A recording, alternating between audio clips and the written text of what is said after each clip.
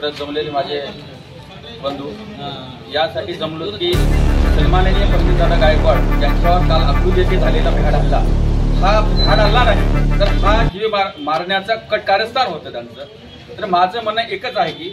प्रवीणदादा हे असं रसायन आहे की आजपर्यंत की त्यांनी ऑस्ट्रेलिया तहत कॅनडा पर्यंत आपले बहुजनाचे लेकर बहुजनाचे मुलं त्यांनी या देशाबाहेर पोहोचवलेले आहे की असाही कोणताही त्यांच्यावर कारवाई नसताना किंवा काही कारण नसताना जर असे जर भ्याड हल्ले जर होऊ लागले तर या ठिकाणी त्यांचा जाहीर निषेध करणं काही चुकीचं नाही, म्हणजे की जाहीर निषेधच करू पण आणि या संभाजी ब्रिगेडच्या माध्यमातून हा जे कोणी हरामखोर आहे जो काटे त्याला संभाजी ब्रिगेड आणि सकल मराठा समाज त्याला उत्तर दिल्याशिवाय सोडणार नाही।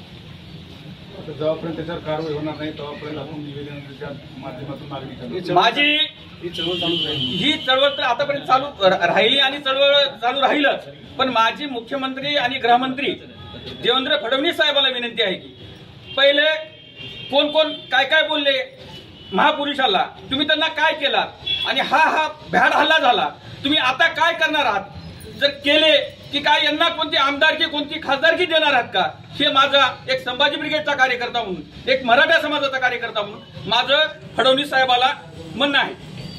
आपण या ठिकाणी पाहू शकता संपूर्ण सकल मराठाच्या वतीने जाहीर निषेध करण्यात आला आणि संतापजनक प्रतिक्रिया या ठिकाणी देण्यात येत आहे की ज्या पद्धतीने असे हल्ले होत आहेत त्यांना रोखण्यासाठी अपयश ठरत आहे का सरकार, त्यांना तात्काळ अटक करून त्यांच्यावर